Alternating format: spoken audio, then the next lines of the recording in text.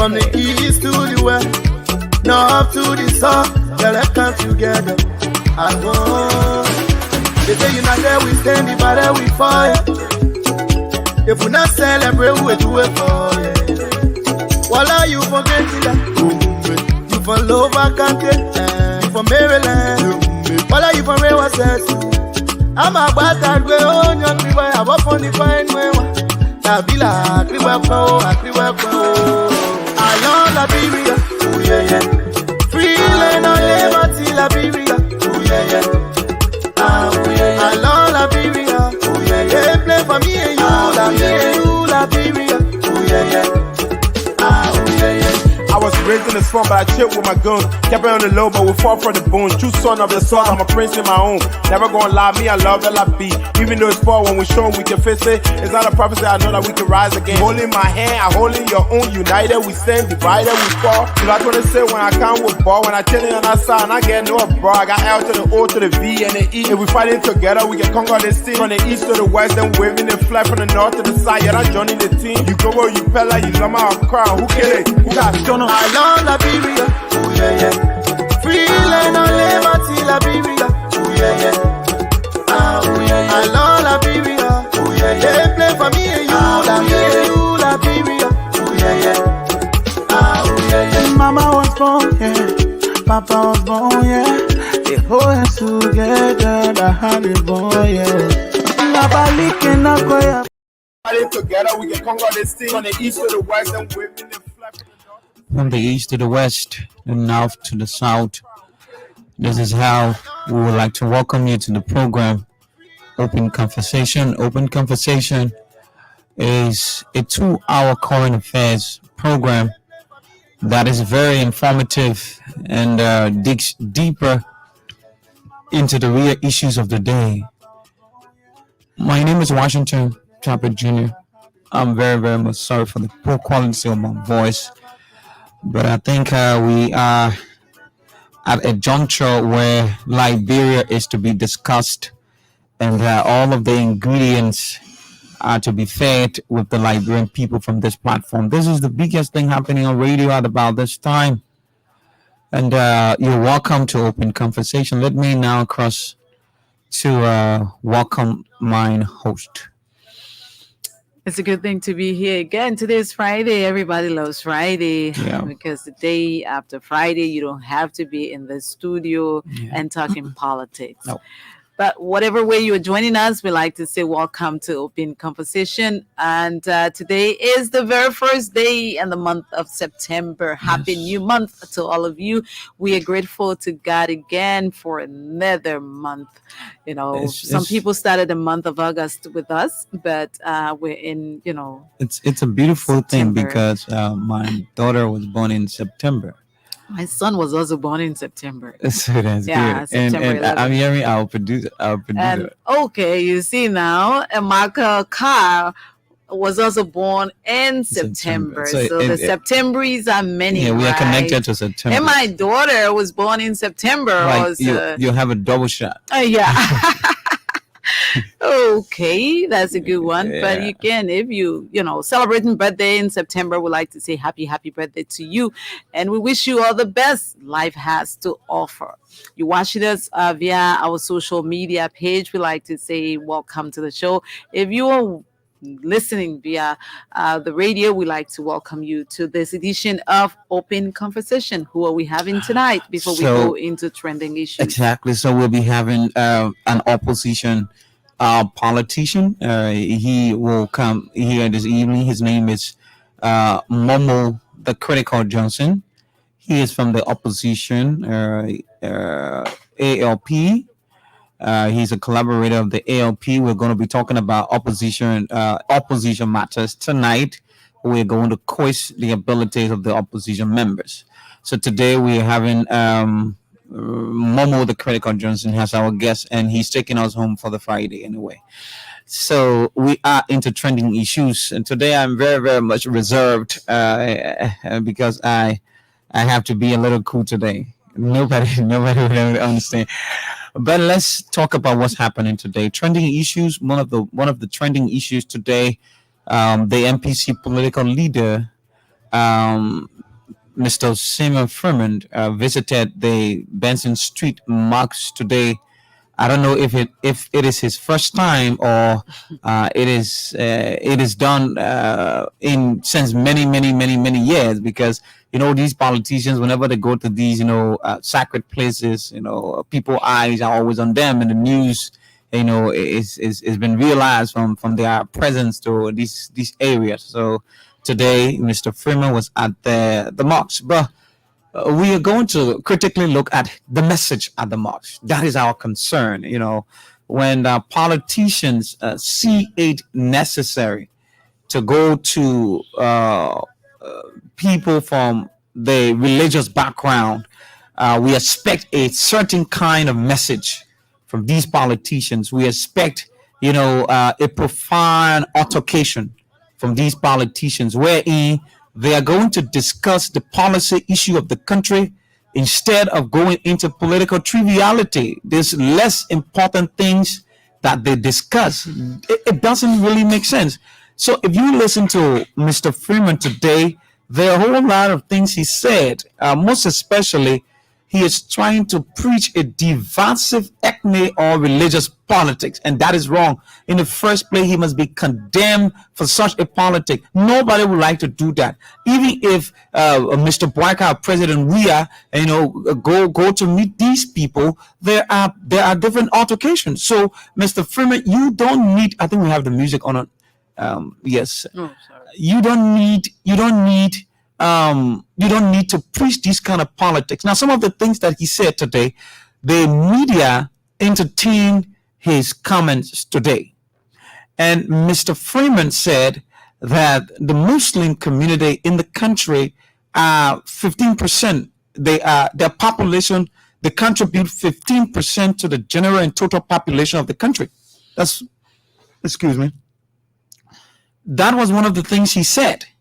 And the next thing he said was that the Muslim community is not being used to benefit the resources of the country, but they are just being used as a voter, a voter, I don't know the kind of term, but somewhere you just keep vote.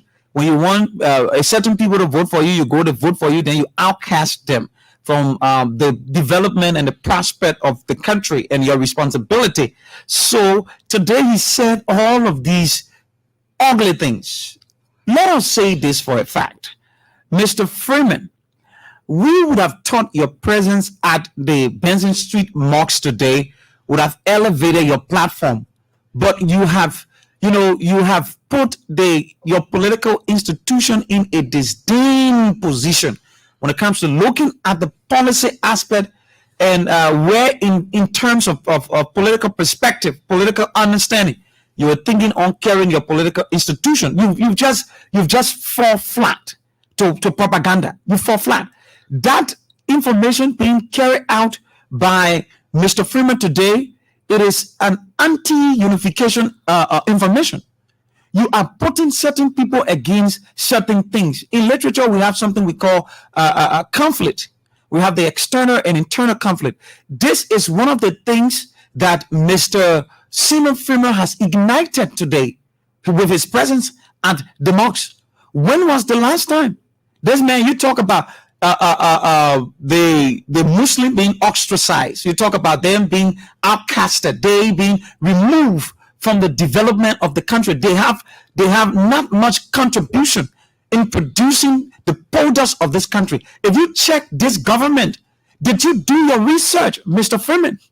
You need to do your research before you come out with these derogatory statements. This is unacceptable, and it is no good signal to a professional campaign strategy by you, the NPC political leader, Mr. Freeman. When was the last time? Have you been to the mosques to pray with the people? You promised the people that you are going to give them what do they need? Holidays. Holidays. Are you on record? Are you, Mr. Freeman, are you on record that when these Muslim people, our brothers and sisters, have raised their concerns, are you on record? You don't do these things. It's wrong. It's unbecoming. You don't do it. Go and tell the people This is what I will be able to do for you. Unite the country. Your message must be about unity. Whether you are a Kwara man, you are a Gio man, you are a Mano man, you are a VAR man, you are a Gola man, your message must be about unity. You are the CEO for DSTV. How many Muslims have you have in your employ? You say Muslim people are not being given the opportunity for job and to benefit the resources of the country in diverse, spectrums, in diverse areas of the country. You are the owner, the CEO. But does he even pay his workers? But that's the thing. There are times when, people working with DSTV will come out, complaining that they don't get paid, that Mr. Simeon Firma doesn't pay them. It's just sad when you have been into this thing for years and years and you still do not have a way of campaigning and getting through to the people, making sure that the people understand exactly, because sometimes you carry yourself throughout the 6 years before elections or 5 years before elections. You are by yourself. You are not with the people. You are disconnected from the people. That is who Mr. Simeon Freeman is in our body politics. You don't hear about him, even though he's here in Liberia, but you don't see him interact with the majority of the people. You don't even see him interact with different sectors of the Liberian society. Only when we are going to elections, he surfaces. And so when he comes, he's disconnected. He doesn't even know what to say besides his one message over and over. And so he wants to pick a bone with other people or the government, the sitting government. And to do that, that is wrong. To even say that, the Muslims in Liberia, even though they make 15 to 20% of the population, according to you, are ostracized. It is so unfair. It is, you can't be putting people against people. That is not fair. Give the people the message that you have for them. Let them, see whether or not you are this person who can lead the country. When was the last time, like you said, when was the last time Mr. Freeman was in a mosque? We haven't heard about that because he wants votes. That's why he went to worship with the Muslims today. We understand that because that's what politicians do. It's left with the electorates to believe whether or not your presence there is for their good.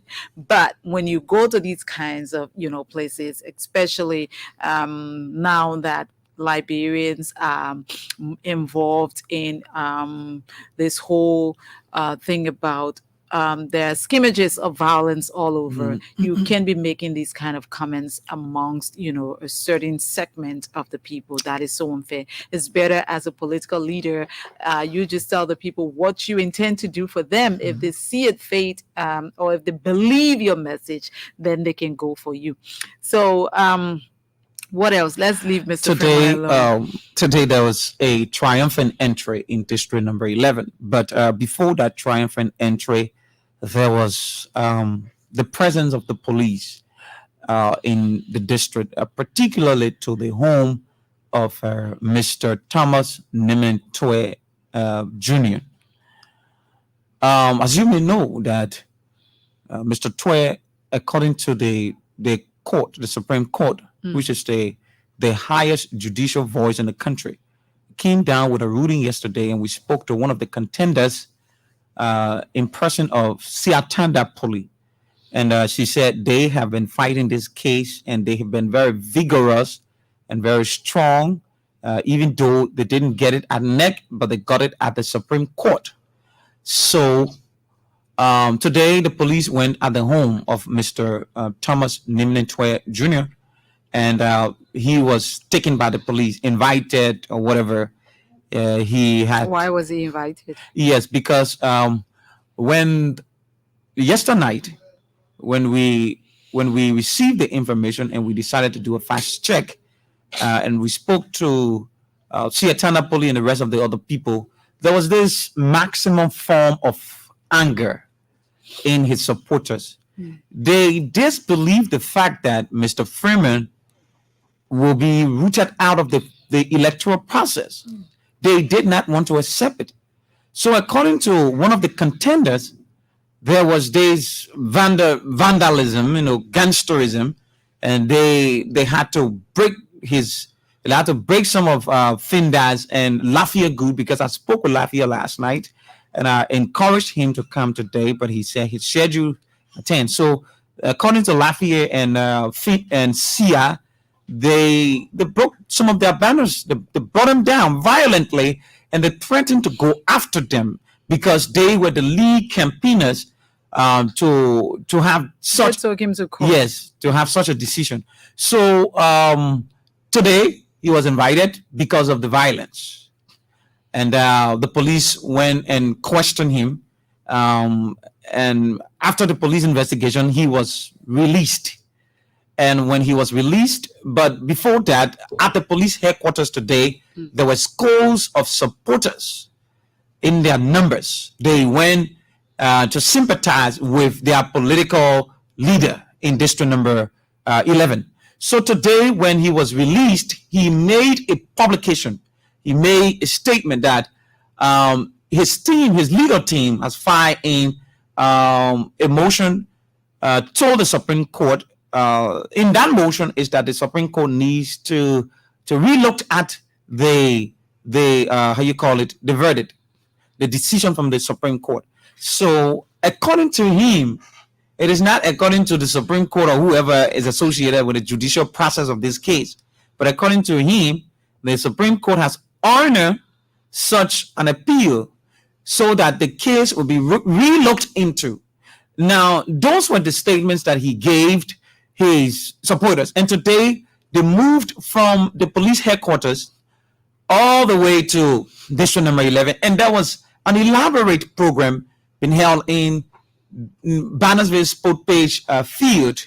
And to be honest, there was an overwhelming and staggering, number of people turning out for such an event. It was. What were they celebrating? Yes, the fact that he told them that did he say the full bench of the Supreme Court? He said the Supreme Court. It's hard to understand because we didn't ask CR last evening whether it was just one judge of the court who rendered that decision. If that is possible, then if that was the case, then it's possible that the full bench, can hear the case. So I don't know from whence he spoke. Anyway.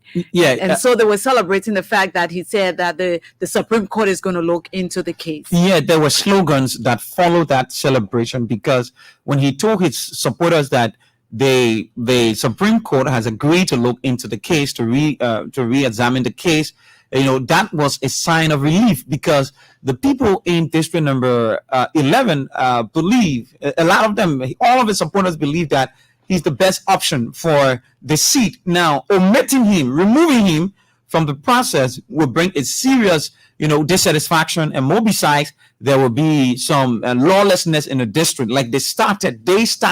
So I think that statement brought them down today. It provided calm today, but the honesty of the statement is where they should be looking at whether it is the full bench and all of that. So there are more investigation need to be done. Like I chatted with Sia today, and I spoke with her, and she said, "Yes, I'll follow the show, and probably when the lines are open, I'll call." And the fact of the matter is, for Washington, nobody. If the court, the highest court in the land rules in a case involving you and other people, you must accept the ruling of the court. Like I said, if that was just one judge sitting in court and ruled, the possibility for him to, for the full bench to hear his case is still, open. But he has to make sure whether the whole district supports him or not. Exactly. He has to make sure that, there is some sense of, calm that must return to that district. Exactly. Liberia or district number 11 is not going to burn because one person doesn't participate. If you're not domiciled, if the court says you're not domiciled in the area and you didn't meet certain criteria as it relates to the the alien and nationality law of Liberia, the court, the court is the court. So if the full bench can hear his case and something else happens, that's fine. But we need to keep district number 11, calm. And there's no need for his supporters to go after those people who took him to court, because that is the right thing to do. If you feel aggrieved by something somebody has done in this country, the best thing to do is to go to court. And what I expected, you just said the right thing. What I expected was that when this decision by the Supreme Court yesterday was being passed, the supporters got mad. But I think, like you said, the best thing was to keep the community or the district on a calm and approach their political leader and show that the law be tested. Like what happened today, he still used his legal team to do what they did. So what was the essence of bringing down people's banners? What's the essence? This is an act of violence, and every day we preach against violence. We talk about the ills and the backwardness of the violent attitude of people in the country, and you must be able to abide by the Farmington Declaration and be able to be the loudest voice over your people when it comes to upholding the declaration. But today now, those people banners, they brought down some of the acts of vandalization that went on. What would be and not only that, if that is encouraged, they're going to personally attack people. If that is encouraged, it's a good thing that the police even called him in so that he can be able to, refer to his supporters. Exactly. Because other people want to cause violence in the area, and they're vulnerable, and they're just waiting for that one spark so that they do whatever they want to do, and everything is going just right on his head. Exactly. And so, Mr. Countryman, please, try and put your people in order. And if the law says you're not going to contest, Abby, you're not going to contest. If you go to the full bench of the Supreme Court and they look into your case and they say you're going to contest, you will contest. Fine. So the best thing to do is to follow the law. Instead of having people gathered and then they're just causing, problems in your district. Because if that district is divided, God forbid, you have an opportunity to run. Let's say, according to you, the Supreme Court is going to hear your case. If the full bench is going to hear your case and you're given an opportunity and you won elections tomorrow, how are you going to reconcile people? So you must think about all of those things. And exactly. I think you have something there. Then we go to the lines. No, I just wanted to see whether I could speak with Jala Griffield. The president is in Grand Bassa County. He left for Bassa today. He was in Little Bassa. I don't know why the people Jala is not, his phone is off. Well, I don't know why they have Grand Bassa, then they have Little Bassa. So the president was in Little Bassa today, and under that rain, we followed. He walked a very long distance with the people, the crowd again today in Grand Bassa County, and he was again asking the people of Grand Bassa County to make sure that as they go to the polls on October 10, that they make, the right decisions and elect him as president and elect all of those who are running on the ticket of the Coalition for Democratic Change in Grand Bassa County. As you may well know, His Excellency is spending 4 days in Grand Bassa County. So it just started today and they are there for more days. I could have Jala Griffield, who is heading the team, the LBS team, who's heading the LBS team, to Grand Bassa County on the line, but Chala's phone is off, and so maybe we can go to the lines now and hear what those who are listening to us have to say before we call in our guest. Okay, I think Chala is on the line. Chala Griffield, good evening. Good evening. Didi, how are you? I'm good.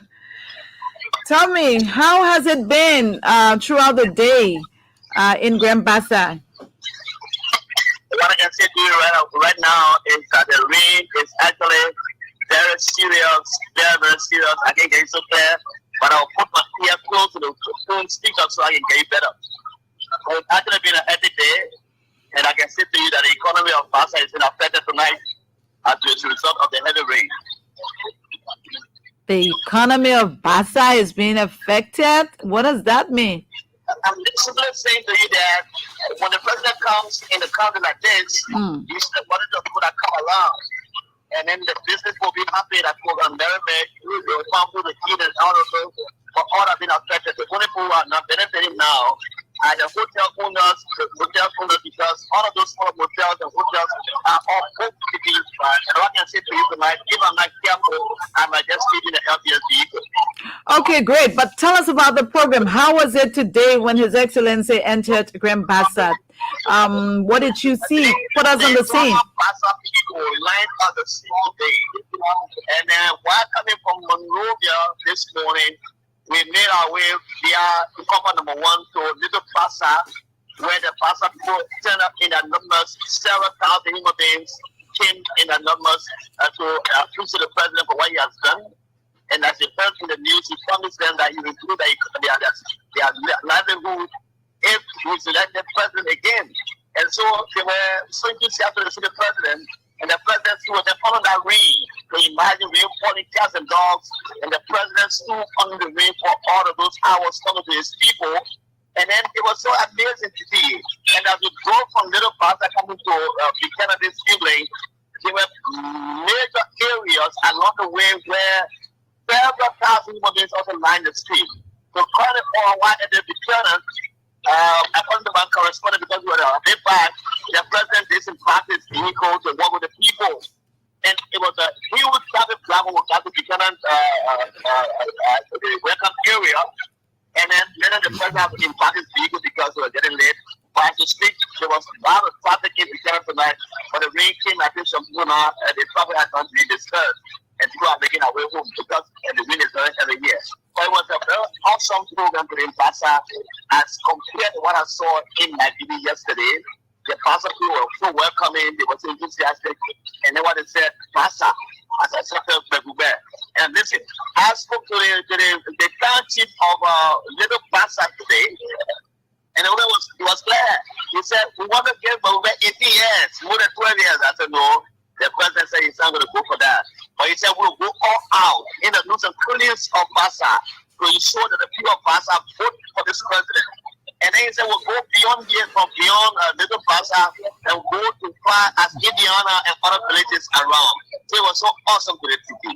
So, Jala, I'd like to ask you this because I know that Yombli Kanga Lawrence, who supports the Unity Party, is from Grand Bassa. And you know that the vice standard bearer of the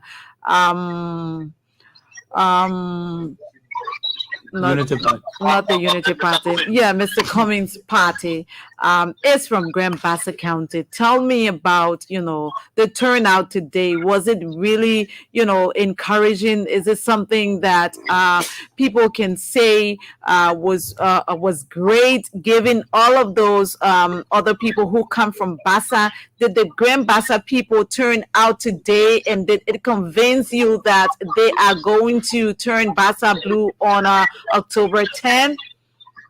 Now, so what I know is that the president will be making some visitation across the district tomorrow. And because of the late arrival of the team yesterday, there were people in the street according to our local correspondents, civil clinics, and others I talked with. Since 8 o'clock this morning, they lined the street waiting for the president until the president arrived at 6 p.m. So can you imagine? They stood on the rain, they fell on them, their clothes got dry, and they waited for the president. They marched the president. What I saw today is a testimony that the people of Bassa still have love for this president. But guess what I heard from some of the locals and the guys who came? They said to me, when we marched on the road this morning and up to 12 o'clock, some of the guys in the opposition were saying to us, your president can't go and clean up back. But after 1 to 2 o'clock, when the president was just around Little Bassa, when the news reached the people, they came out in a white and blue t-shirts, and I said to me, there was a huge traffic jam from the Buchanan, when they had the Johnson Road going to Lack. That place all the way to the welcome and beyond to the Fairground Road. That place was so very far at the street. The president and his team went to the Fairground area when they had a program. And because we were still at the back, we had a nice kind of meet where to upload our materials. So we don't have a chance to go there, but social media is giving that on Facebook as well. Okay. So I think that program is safe on. They were trying to make our way, but they didn't catch it off. But the channel was so much encouraging. I can tell that to you. Thank you, Jala, and we wish you all the best there in Grand Bassa County. All right, thanks a lot. Jala is the head of the LBS team there in Grand Bassa County, giving us updates as it relates to what's happening in Bassa. You heard him right. He says His Excellency entered Bassa very late today, 6 p.m., but the crowd was very encouraging, and the people lined the streets since morning waiting for His Excellency's arrival in that county, and he believes that Bassa has turned blue. Well, it's about time we go to the lines to get your imports. At least we can take 5 calls, and then we bring in our guests and kick the ball rolling. Yeah, so the numbers to call at 0880-514-096. The numbers, and you place your calls through these numbers, and you will be live on Open Conversation. A couple of issues been discussed: the Sima Freeman, the Nimne Twe, and the President Wia's campaign in Bassa. What is your comment to the scope of issues that we have discussed? Yeah. What is his name? Nimino? Thomas Nimeni. Okay. So district number 11 candidate, right? Yes. Nimino. Nimeni. Oh, Nimene. Okay. Is it Nimene? Nimeni. He's from America, right? Yeah. Okay. I think you're calling it the series way. Nimene. Good evening. Yeah, I'm Thomas. We're calling for the second. Go ahead, Thomas. I can tell you for sure, and the president will be better come October 10th on the first ballot. We are resolved to elect this president. Because today I'm going to at the state one university free of charge again. There is so many credit will happen back. Today, my little brother will be graduating from 12th grade. He was have my father paying back. So I have so many things to re-elect the president come October 10th on the first ballot. Thank you very much, sir. So I'm told his name is Thomas Tue. But he got a Nimini. Yeah, Nimini I think is in the middle because I think Nimini Tue. Yeah. So the middle name. Yeah, it's a middle name and not the last name. Yeah, but I said Thomas Nimini Tue Jr. Oh, okay. Yeah, he's that. Do we have a call there? Oh, that person just left the line. 0880-514-096 are the numbers to call. And you tell us what's happening with these concerns and talking points. Hope we're not having problem with our lines. Good evening. Good evening. Hello. Good evening. Go ahead. Good evening. Good evening, sir. Yeah, I'm Chomsky Betty calling from. You're calling from where? I'm calling from the Police Academy this year. Let's hear you. Police Academy this year. Let's hear you. Sir, go ahead, please. Monitor. Well, I think we have to leave you at that. You're not ready yet. Good evening. Good evening. Go ahead, sir. This is Chris Mimina calling from Johnsonville. Go ahead. Yes, the issue about limiting 12 in District 11. Actually, may have been doing well, but I don't really know the reason we see a town police and raise that kind of issue against the man in the district. You don't know the reason?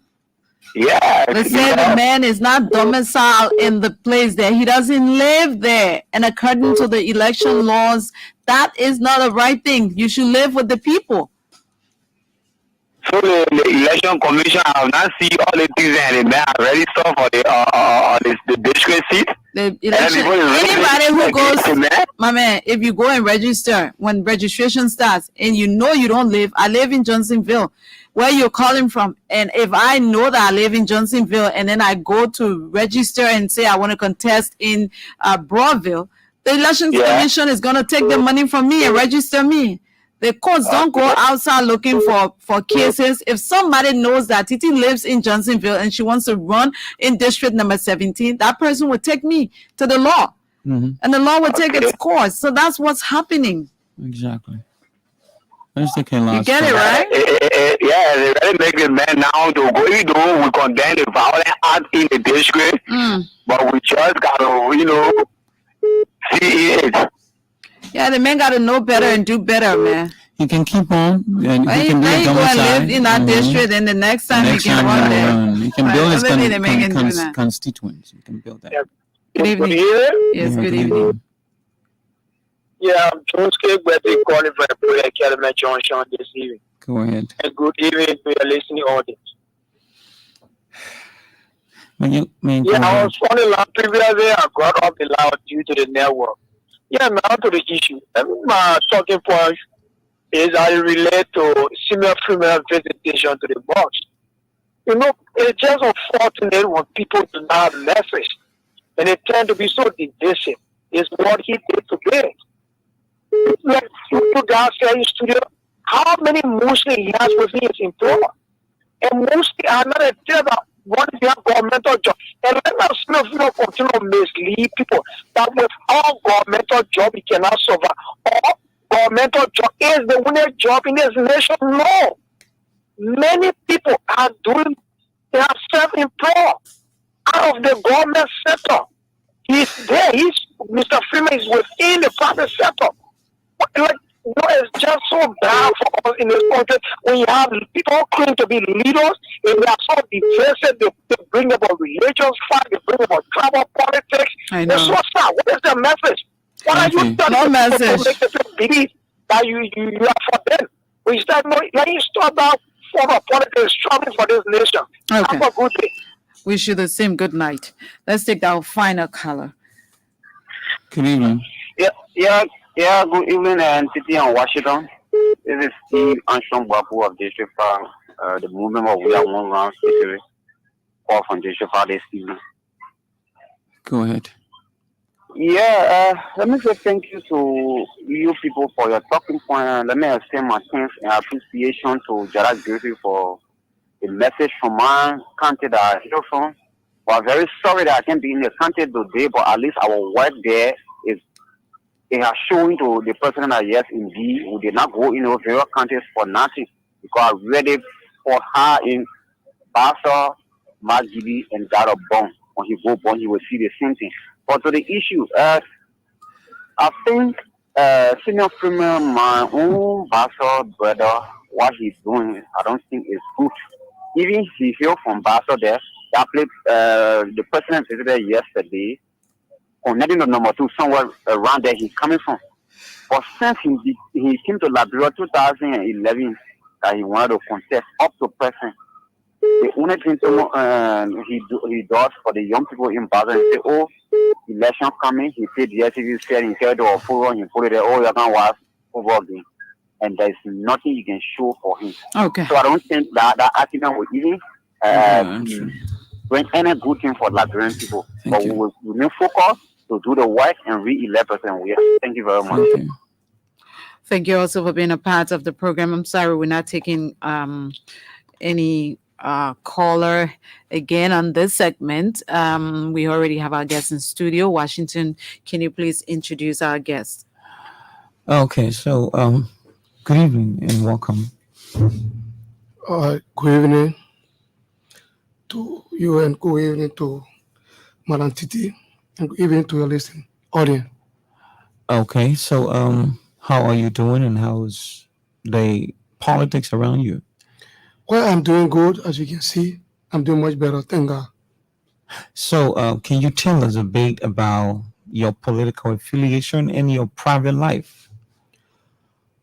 First of all, let me once more appreciate you and the management for allowing me in the Cushing Studios. My name is Momode Kweniko Johnson. I hail from Bomi County, Senya District number 1. And I grew up after my high school, I grew up as a tailor I'm a professional designer. I design for both men and women. Prior to the war, I was working Happy Corner, down Waterside, and I have my 3 kids. They are all girls. And if you say politics, my first political life ever in the history of my life, it was when I joined the CDC, and I chair on our committee as one of the biggest auxiliary group, Jaman for Real Presidency. I serve as chair on mobilization and recruitment until, and I decided to quit. And I have found a new political home due to so many things that happened in the past. And I think I'm good. So where are you now? Practically and tactically, I'm affiliated with the Unity Party.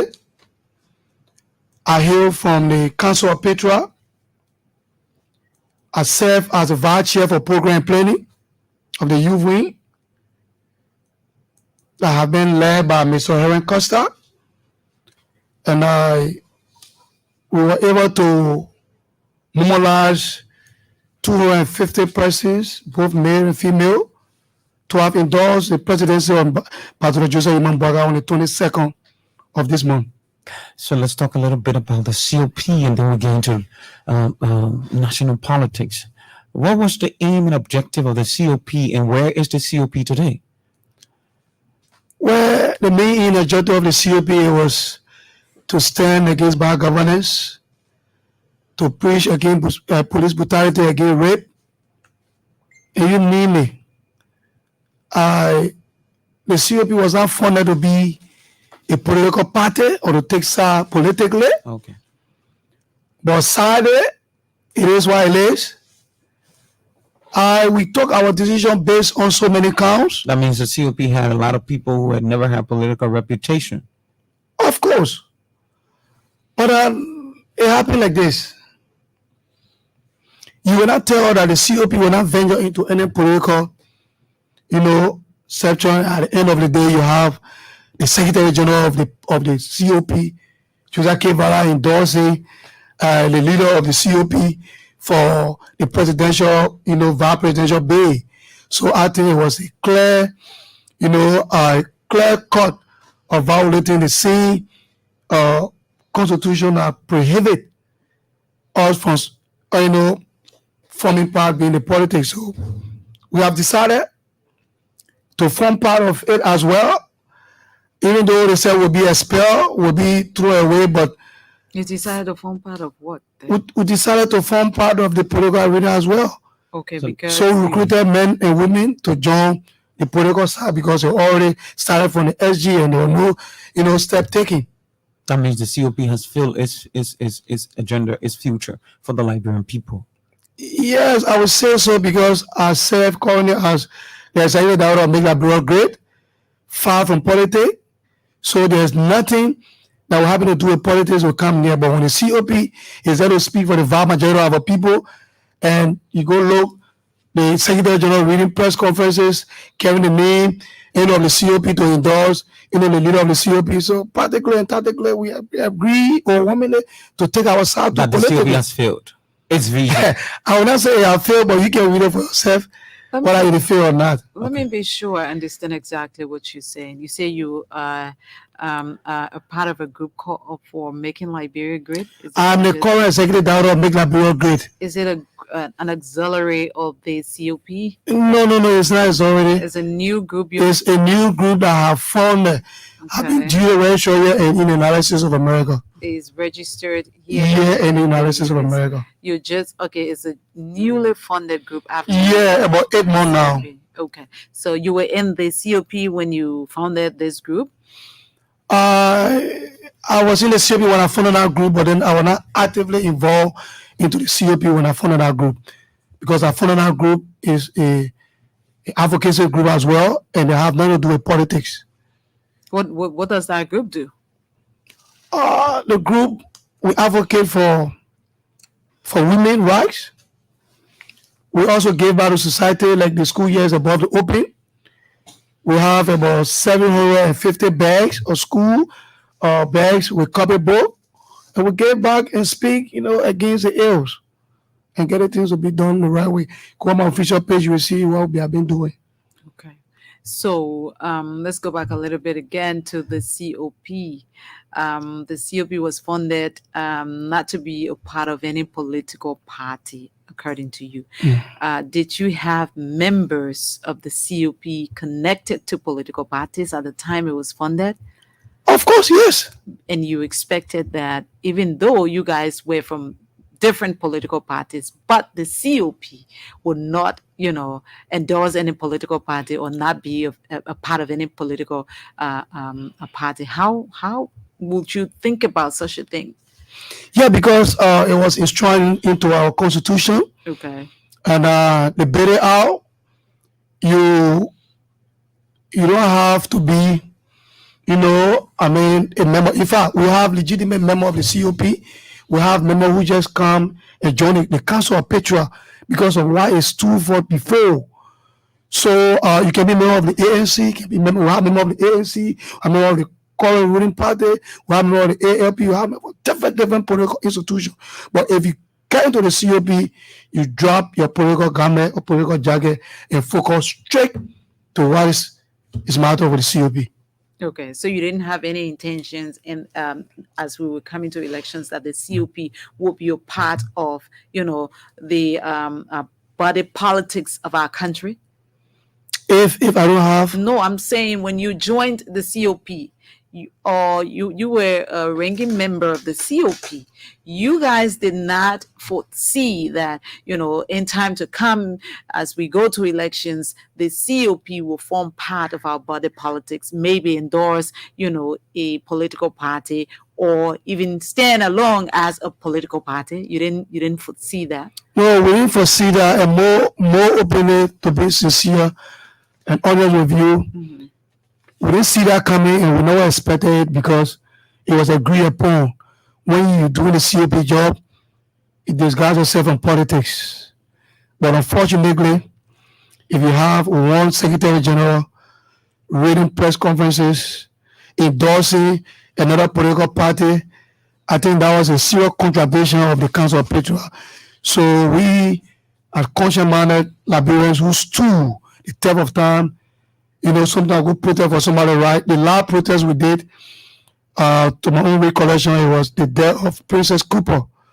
We did a lot of protestation to get her justice, and at the end of the day, he went the way he lives. But again, the CAP, like you said, I'm still a legitimate member of the Council of Patriot because I have yet to be suspended, and I challenge that I will never, my team member will never be suspended because we take a side and we learn it from the hurricane. So it is what it is. So do you have a COP? Does the COP exist? In fact, now that you had an agenda as a COP, not to form part of any political, establishment. You guys have left now. Everybody is finding their own way into another political party. Do we still have a COP? Of course, I would say yes. I am a ranking member of the. You're a ranking member of the institution. Of course. So now that you're with a political party, you have no right now to go, and we're against the rules and plead for another person's right because you have violated. You violated what made you the constitution of the COP. You violated. Can you go back again and say I'm going to join this protest tomorrow because we are fighting for Washington when you have already violated the rules? You have no more. You have no matter. If I have violated the rules and regulation, I believe there will be a penalty. Specific action will be taken against me. But like I regularly said, I remain a legitimate fire chair for program plan of Council of Patriot.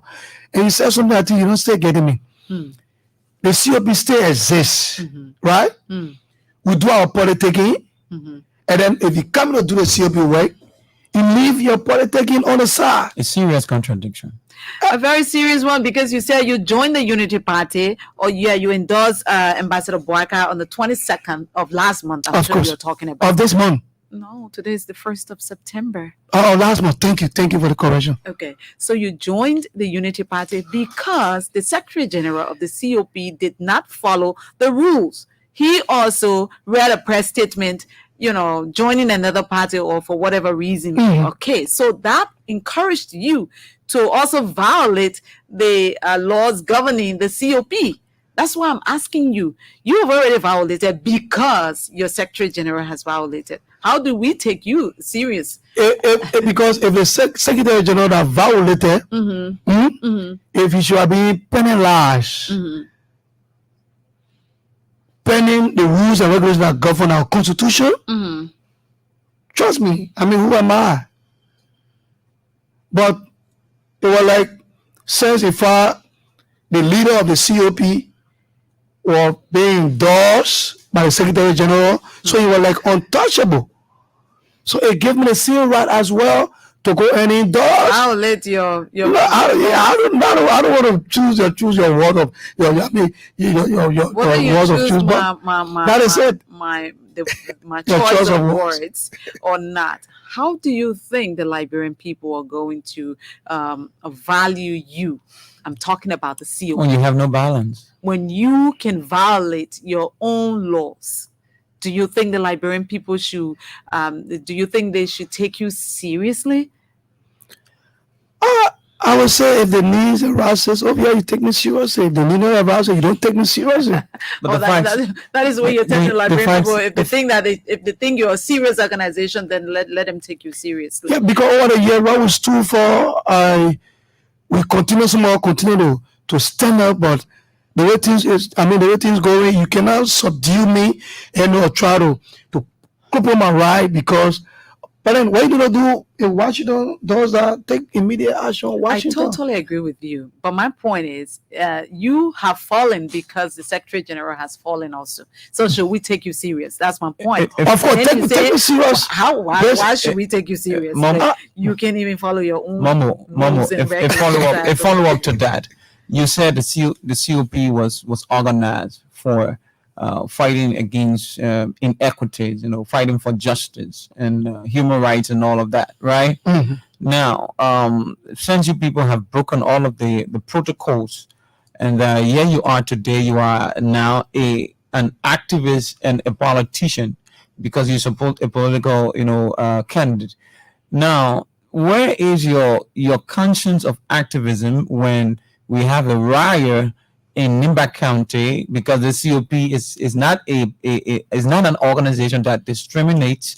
We have a riot in Nimba County quite recently. A guy believed to be a supporter of the government and President Weah died, and there is no press release about from the COP to talk about justice for that young man, because you are now a Unity partisan. I think your question is a little bit tricky, Brother Washington, but what I can safely say to you is that I'm not the official spokesperson of the Council of Patriots, just so you know. I'm not clue with the authority to speak on behalf of the Council of Patriots. And more besides, I represent a youth wing department at Vice Chair for Program Planning.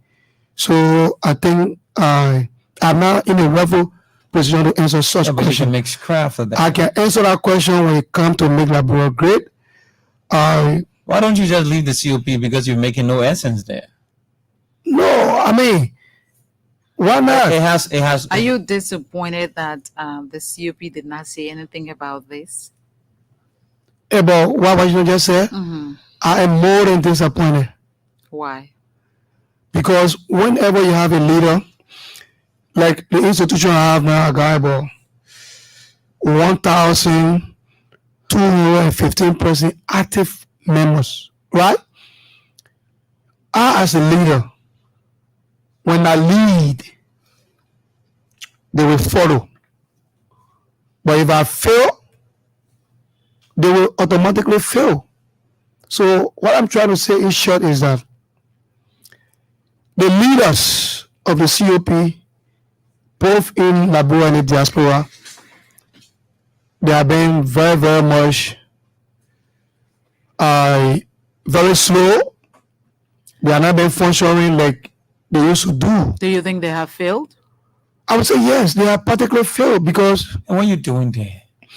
no, you kept asking me what I'm Let doing. me That answer I my don't wanna- question. You think they have failed? Why? they have Why do you think they have failed, or we have failed because our leaders that should have led us, they misled us. How? Thank you. Mr. Henry Costa said he was going to contest for the Senate. Later on, do we know when he came to do a registration, he still gave us that zeal, that momentum. And I can simply say to you, Honorable Sir Joseph, was dreaming. But according to Senator Sir Joseph, when he visited him in Delaware, Costa cooked for him, and then they eat a drink. And then when Senator Joseph left, we don't hear anything about the Senate concerning Mr. Henry Petro Costa, who led the COP. And then you expect me to still say you are leading her well? Why No, were you- disappointingly- Why were you disappointed? Were you in full gear to support Costa's senatorial bid? Of course, yes. Senator Joseph is my very good friend. If I worked with him before in the CAC, we even met a grandson. I got pictures to show you. All right? But you were willing So- to campaign for Costa. I was willing, like I did in District 6 against Samuel Emmons, who happened to be one of my best friends today. I was willing 100% to retire Senator Joseph on a serious note. But unfortunately, Mr. Costa let us down. He said he wanted to be vice president again. So you cannot control a group of men and women that have some vast knowledge of experience, that stood the test of time when it comes to this struggle. You know how many times I went to jail? Unless you tell us. Okay, I went to jail over 6 different times just to get justice for our people. All right? So if you have the forerunner who come and particularly and tactically contradict himself and to leave us in limbo.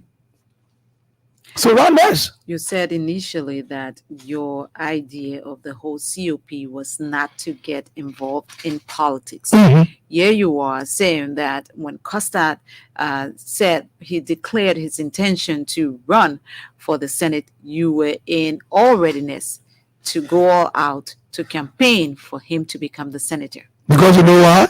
I don't know. Because it was going to be agreed unanimously for the entire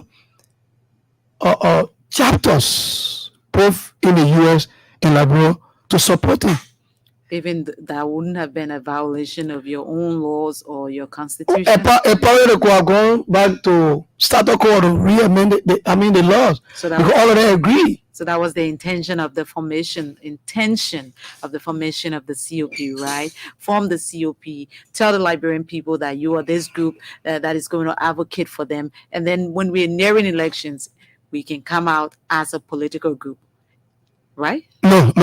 I disagree. How will you disagree with me when you just said that the hurricane was in America, and because Costa had an intention to run, you were going to make sure now to agree to support Costa, even though the constitution that brought you out as the COP didn't call for that, but you were going to thwart your constitution and support Costa. And the same constitution says, the part, I don't know if I can read a paragraph of it. The same constitution says, when you're standing for the masses, stand for them, speak for them, and make sure you get them justice.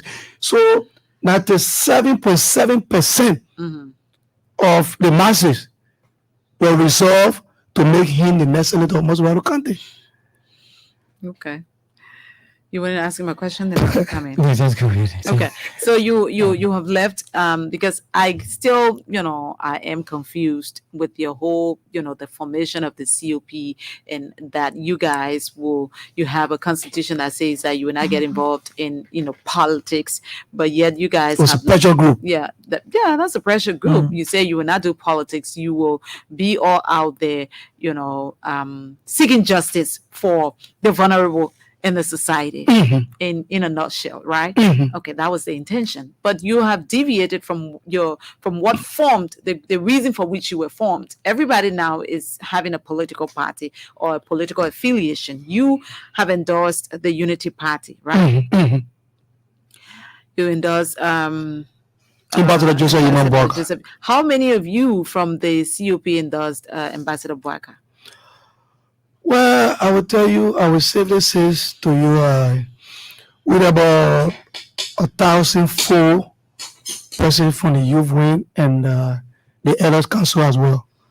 What is the structure in number, the members of the COP? As a vice chair for program planning, currently I still serve that position. We have roughly 9,915 active members, registered members in the youth wing. In the youth wing. Yes. Okay, so all of those people are from different political parties. Exactly. Right? Some of them don't have political party. Or some of them don't have political. They only believe in the struggle at that time. So the 1,000 plus that joined the Unity Party, they didn't have a political party, right? No, some of them have political party, some of them don't have political party. But those who have political party, they were able to speak for themselves and to look through the mirror and say, look, I think this will be the best, this will be the best. And as a vice chair for program planning, I did my work and I brought it on board and we have the petition program. How is it going now with the Unity Party? Well, I would say it is going good. It is going good. What do you mean when you say it's going good? Because you had to take a deep breath before you say it. Yeah, because there are a lot of challenges. There's challenges. I mean, there are a lot of challenges right now when it comes to the Unity Party. While it is true, 90% of our population have agreed, they are resolved to making Joseph Imam Bwaka the next president. But there are a lot of challenges for which, if I say I want to outline here today, I don't think I will have to go home or you go home. But again, what I can safely say is that Unity Party, we are doing better. We're doing good. And I want to say that on the record, I am not a Unity partisan, because even when I met the hierarchy before the endorsement, I told them I have agreed to support Ambassador Joseph Imam Bwaka to be the next president. But it will not tell me or subdue me to support a representative candidate or a senatorial candidate on a Unity Party ticket. Well, I know 100% that he is not competent. He has never stood on one day to speak for the rights of our people. He has never given back to society, because the name Joseph Imam Bwaka is bumping, and then you just go and take him and bring it. I will not vote for you. Who is that person specifically? No, I don't want to. I don't want to call name. I'm speaking generally now. Also, there are certain people who are running on the Unity Party ticket that you are not going to support for representing. Not at all, and I make that very clear to them. They said, no, you support one. I said, no, I will not vote one, vote all. Vote one, vote all. I brought a lot of calamity in our country, in our younger dispensation. I don't think I want to continue that. So, in the Unity Party campaign team, what is your position? What do you do? Where have they appointed you? 9 years. My appointment say in committee room, but I don't know where I am going. Because the Standard Bearer was 9 years. I mean, he just came back, and my appointment will be to the public very soon. But I already know where it is. You already know what it is. Of course. Sorry, I laughed because you just took my mind to the legislature when you say it's in committee room. Sometimes when things are in committee room, they don't come out until 2-3 years ago. No. But look at my first name. I'm critical of Momo Johnson. So what does that mean?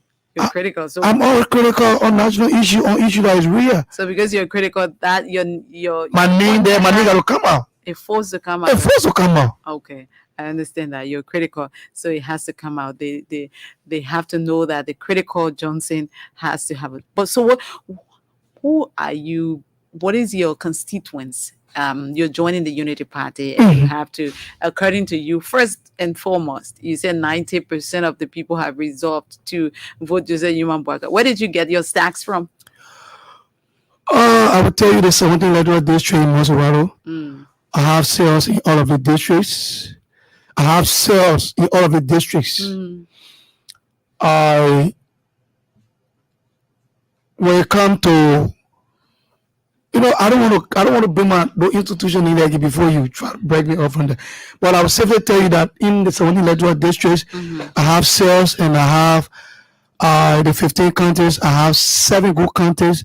I have sales, including my own county that I came from.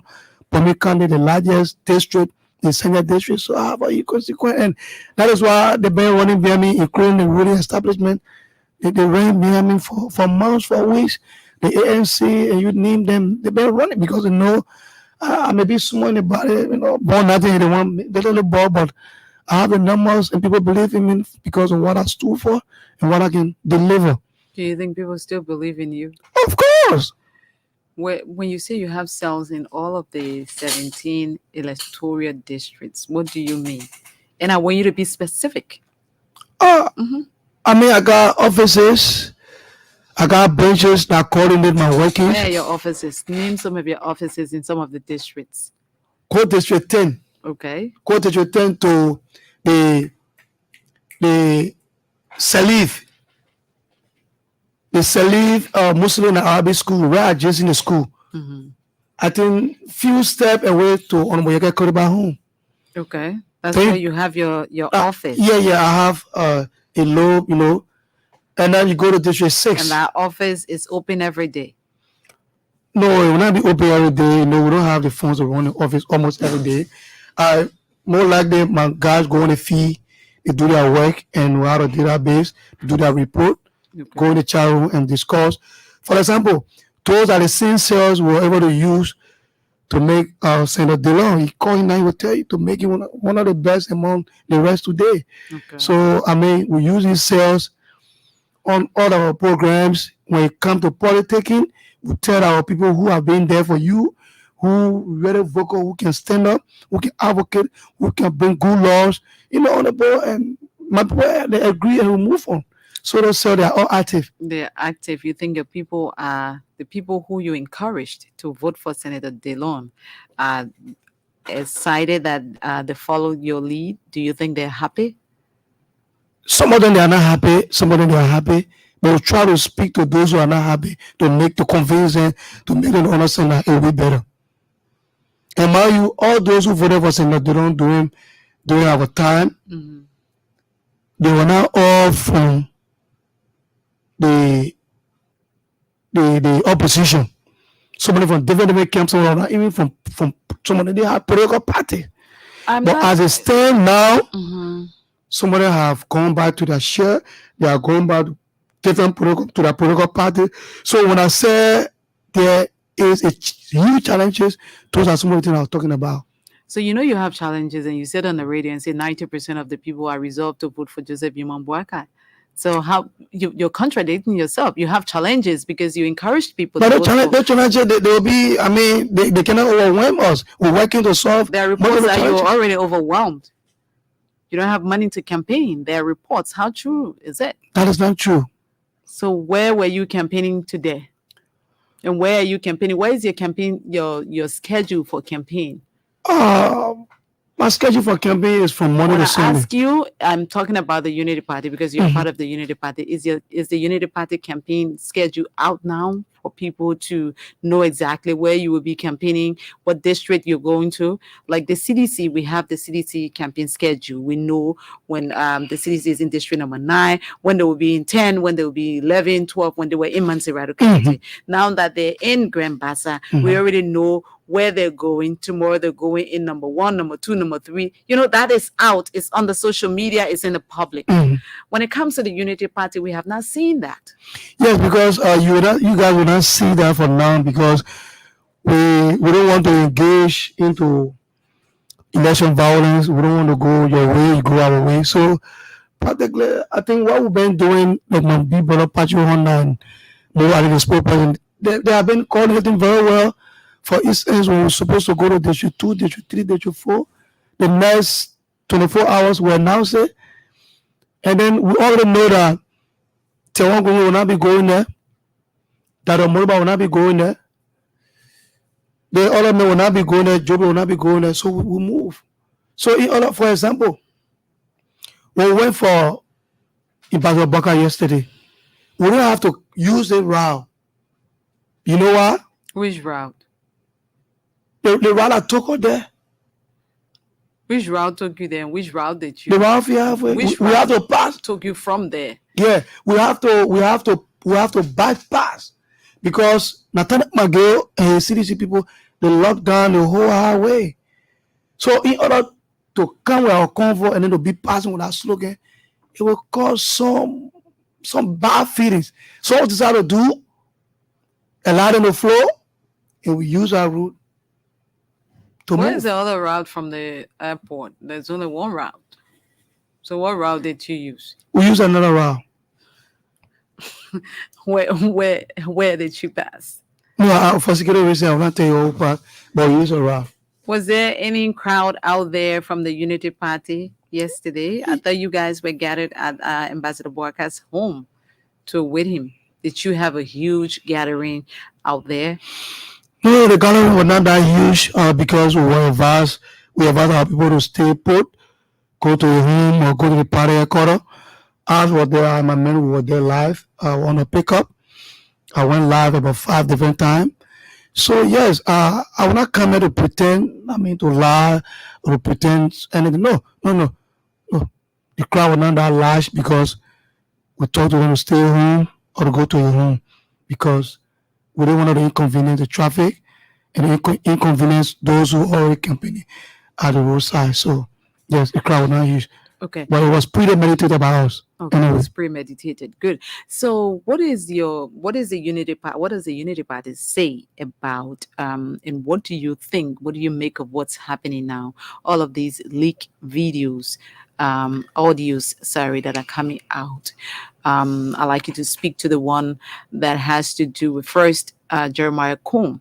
Jeremiah Cohn is heard on tape saying that Ambassador Boakai, he supported him in 2017 because he thought were he to have won the elections in 2017, he would have just 6 years to lead this country. But 2023, he had no a chance of becoming a president because his brain was going down. That was the comments from Senator Jeremiah Cohn. But Cohn now is a running mate to the man who he said at that time brain was going down. Now we're hearing about another tip. I know you've heard that from Senator Prince Johnson. And you are in the Unity Party now. You joined the Unity Party. How does that make you feel? First of all, we as executive and concerned member of the Council of Patriots and endorsed Ambassador Joseph Imam Baka for the presidency, we always clear and straight to the issues. I'm not disappointed. Okay. I am not. Why? Because this is politics. If you want to be a politician, don't be a pastor. If you want to be a pastor, don't be a politician. What does that mean? You want to be an imam, be in a mosque and forget about politics. What does that mean? Thank you. Today is Friday and I went in the mosque. I'm a Muslim, by the way. We believe in one thing. I've heard what you said and all of the clip, that person, but let me say this. It was a political speech. It was a political, which terminology you use? Political speech in order to make himself feel fine. Because you know what? Who was making themselves feel fine? Mr. Jeremiah Cohn. Okay. He was in studio as you're in studio tonight, Yeah. and that's when he made those comments. But then were he supporting Bato Joseph Mambagai for the presidency? I said no. Right? Madam? I'm listening to you. Was he supporting Joseph Boga at that time? We said no. So we know where he came from, and as I was privileged and honored to sit with him to a room. Okay.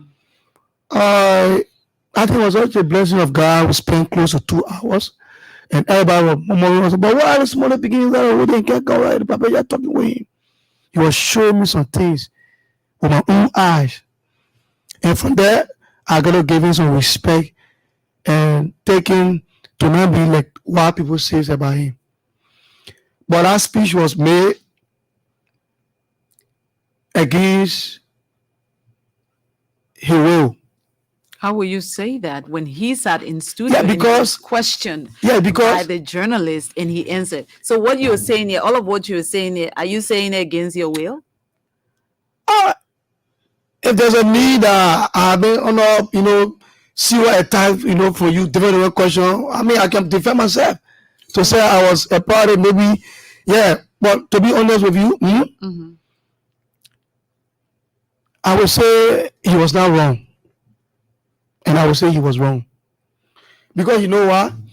He never thought of being a VAR running mate to Ambassador Joseph Boakai. He never thought. So he was also making those stories or saying this thing that he might know to himself that not be true in order to marginalize in the process to get elected. And I listened to even our comment, they sent me the clip. To marginalize who? Ambassador Joseph Boakai in the process for him to not be to where he is today. And unfortunately, no one knew that you're going to be the chosen one. So you see, if you ask that man right now as we speak, how did he feel about that statement of what you said, Boakai? You know what he will tell you? I don't know.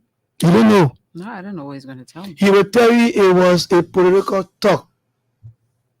I didn't mean it 100%.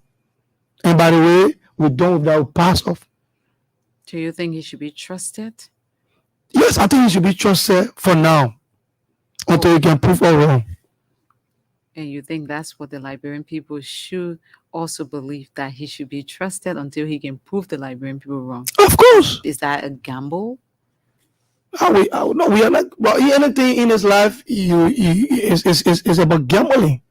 So you're gambling the Liberian people's future. Excuse me, I don't want to. You're the one who. No, I can't gamble. I can't gamble the Liberian people's future. But according to you, speaking for everything them. about this life is gamble. So Yeah, you win, you lose, or you lose, you win. That's how it is. really. But we pray that it shouldn't go that route.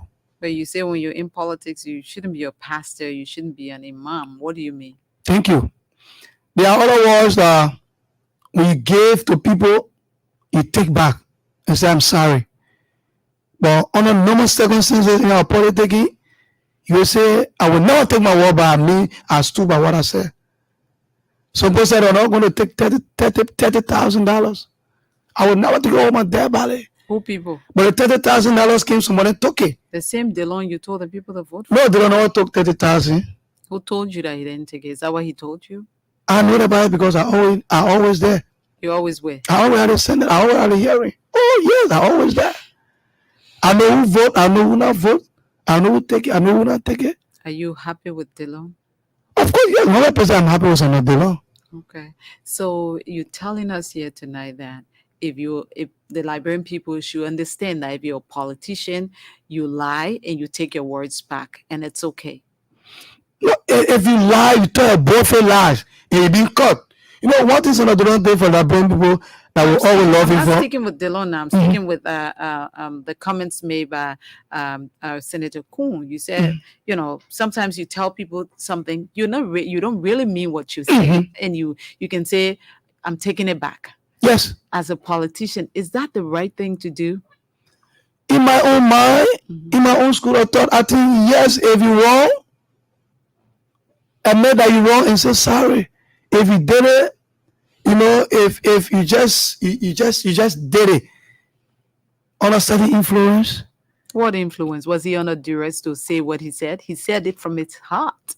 A party was under an influence to say that to be favored for another, to be favored by another person to pick it up. Of course. And you think that's what the Liberian people should go for? But sister, I don't know what you want me. I don't know what you want me to say. No, I'm just asking you because you're the one out there who are running campaign and showcasing your party or your standard bearer and your vice standard bearer as the best candidate to lead this country. But with all of the recordings that are out there, you'd see nothing wrong with that, right?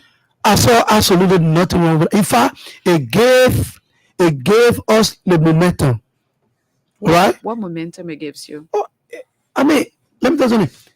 If I will have any video to damage the reputation of any, ruling party opposition candidate, I have the mindset that the people already believe in me.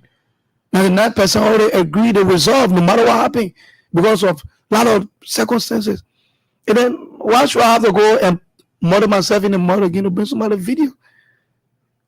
Right? So to me, all of these videos are going, all of these tips are going on to me. It's just that making it more stronger, making it more focused to get there and get the right thing done.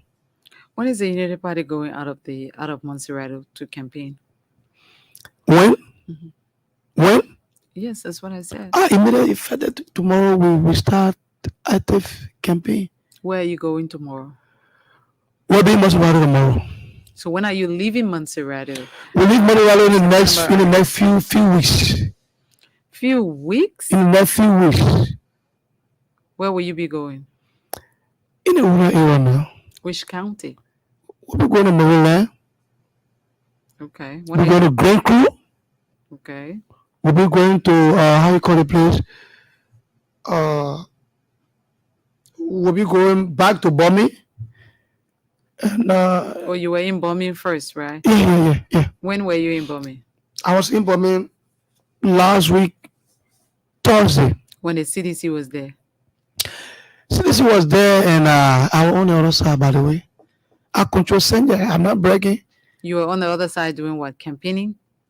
Of course. I mean, we have our people campaigning in their own vernaculars, telling the people in our dialect what to do, ask them what they're going through, what they're seeing for themselves on a day-to-day basis.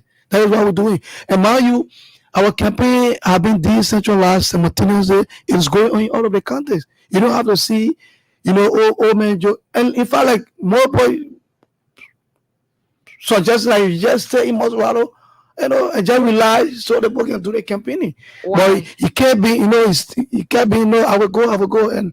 But everything is going smooth. I mean, why else? Do you think it's the right thing to do for him to remain in Montserrat County and other people do the campaign? Now, what is suggested, but in my own mind, that? Many of the people suggested that. Okay. Many of the voters. What voters? Are the voters the ones who are suggesting now for Unity Party? Are they the ones making the decisions for the party? The power inherent in the people. Do they go to your meetings? Why? No. So how are they suggesting? But they see in the hearing, they see on social media, they hear on the radio. So why do you think they're suggesting that he stays in Monrovia? They suggest that, but it is not going to work because you know why? Like what I told some of my colleagues from the executive concern Council of Patriotic Youth when I endorsed him. What I told them, even at the party headquarters last week, it is important that he be visible to our people. Because the news, he's sick, he gets stroke, he breathing one. It will further carry debate.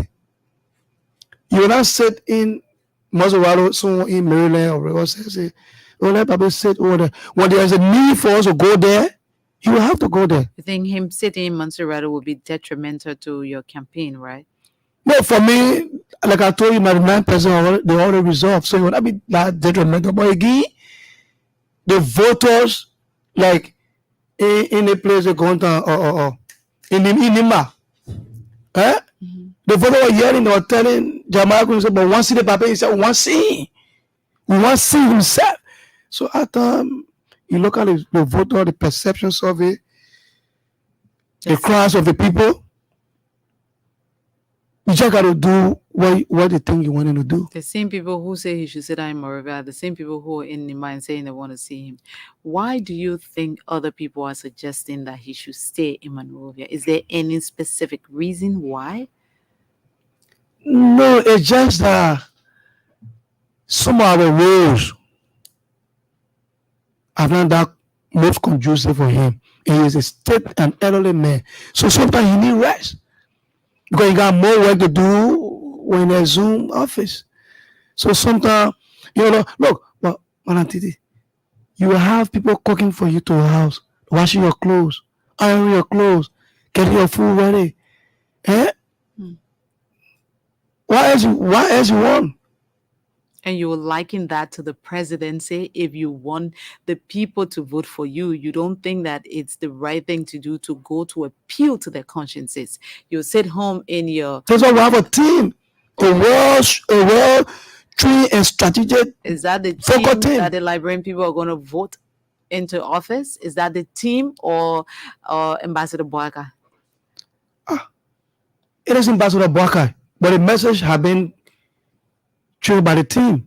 Ambassador Boaka was in government for 12 years. Why are the roads stay bad that he, as an elderly statesman, according to you, that he can go on the roads? You see, this is some of my problem I have even with my guy from Pram, right? You don't tie the vice presidency to the vice president or holding he or her responsible for a lot of things. Because you know what? When you are a vice president, you have limitation. Okay. You don't even say anything, right? You say things when the need arises. When your boss gave you the opportunity to say this thing, you say them and you do them. Let me But ask I don't think do you have children? I have 3 girl children, by the way, with 1 boy. Okay. Are you married? Okay, you legally love him, right? I'm engaged, by the way. Okay, you're engaged. Good. So who is the person you're engaged to? Who are they to you? Are you the only rooster that crows in the house? That person doesn't say anything that appeals to your conscience? Or you're the one who makes all the decisions? I'm a sort of 95% of the decision in consultation with her. Oh. So decision can be made by me, cannot be easily reversed. Because I'm the man in the home. 99% of the decision is made by you. Of course. Okay, I see why. All right. So you believe that as a vice president, Ambassador Boaka did not say anything, had nothing to do with whatever way the country was run, right? No, I didn't say that. But I ask you a question. You say the roads are bad. Ambassador Boaka needs, the people are suggesting that he stays in. Some of the roads are bad. Some of the roads are bad. The road to his Lofa, he's not going to Lofa? Why not? Very soon. Okay, he's going to Lofa. Very soon. Which one of the roads are bad? Which one of the roads are bad? Mm-hmm. There are many roads that are bad. Okay. There are so many roads that are bad. And you don't blame Ambassador Boaka for those bad roads? No, I mean, there's no way that he will be excluded completely because you know what? He served in that government for 12 years, like you already said. But again, he has a limit. Limit to what? Where in the African region you see a vice president build a road or engineer building of a road? Did he have to build a road? When did he ever say that he suggested that this should happen during the 12 years and it didn't happen? And did he get vexed and say, you know what, I am like a, packed car in the garage? And so, Madam Johnson Sirleaf, I'm sorry, I can't continue to be your vice president because whatever I suggest that is in the interest of the Liberian people, you don't do it. And so I'm just tired. Did he reach that level? He reached that level when Mr. Judy Moore was Minister of Public Works. Mm-hmm. To my own recollection, which one of the representatives? Few representatives came up with, including one from District 7. Solomon Correa George, can't remember which name on that. He do that, I will bring the record up. And District number 17, lawmaker. District 16, he came up with. Who's 17, 16? At the time, was it Dakel you're talking about? William Dakel? Exactly. Okay. In District 16, was it Edward Ford? Was it Edward Ford, EIE? Uh-huh. And they came up with a draft. It was 3 good roads. It was the road from Buchanan, from here to Buchanan. It was a road from here to Rowersford. It was, I think, about 4 good different roads. And then when that document hit the old man desk. What about the roads? I don't understand. You just... To build the roads. To build the roads. Okay. And the company the government hired at that time, they were not durable in building their roads. So I'm giving you first-hand information. You do your own research. You call Judy Moore. If you live in Labrona, he will tell you that. And it was the very first time in my own eyes I saw in Bado Jose Imamboga agitating, questioning the Minister of Public Works about some document that will give about for that rule. You know what Judy Moore told him? Our person. Was it in section? Who?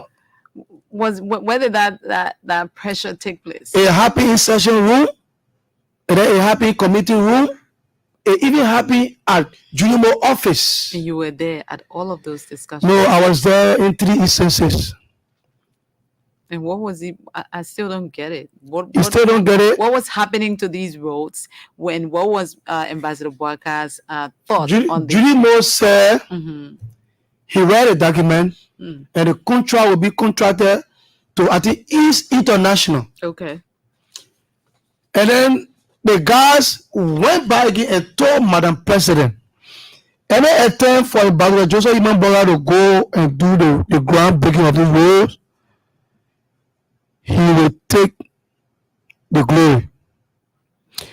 Look, we are humans. Sometimes we need to be very honest and sincere to ourselves.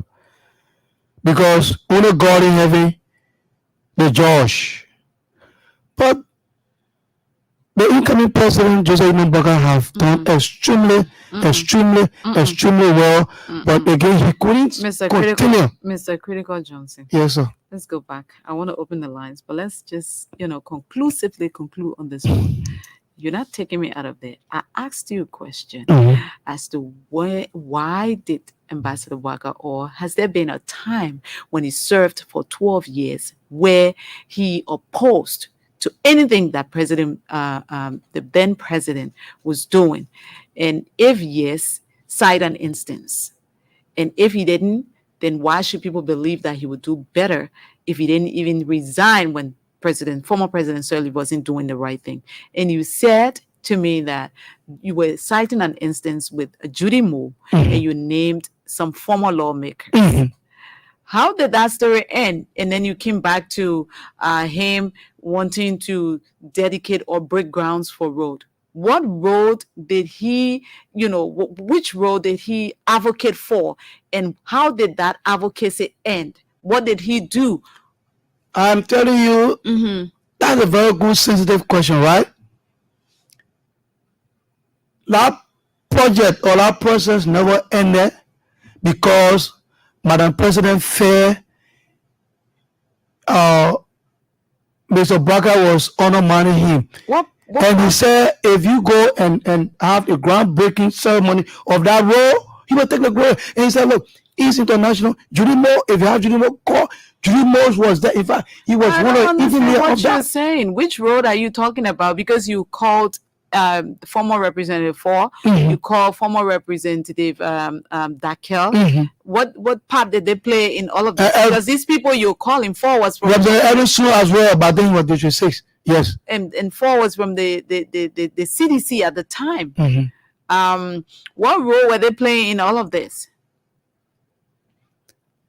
Oh, They were playing the same role now, the same role in order to get the Rose bill. But anything should come from Joseph Yman Baka. But then, what was Joseph Yman Baka's role in it? Just to go and break ground? He was advocating to break ground? But to break ground, it simplifies a lot. Let me go to the line. 0880-514-096. The numbers to call is the number to call, sorry, and you will be live on Open Conversation. We have Momo Critical. Is it Momo the Critical Johnson? You get it. God bless you. Okay, Momo the Critical Johnson. According to him, he is still in the COP, although the COP should not be affiliating with political parties, but the Secretary General endorsed Henry Costa, and so he himself also violated the COP constitution and endorsed Ambassador Joseph Yman Baka. So we're talking about opposition politics, and you have listened to him. It's your time to make your input. Good evening.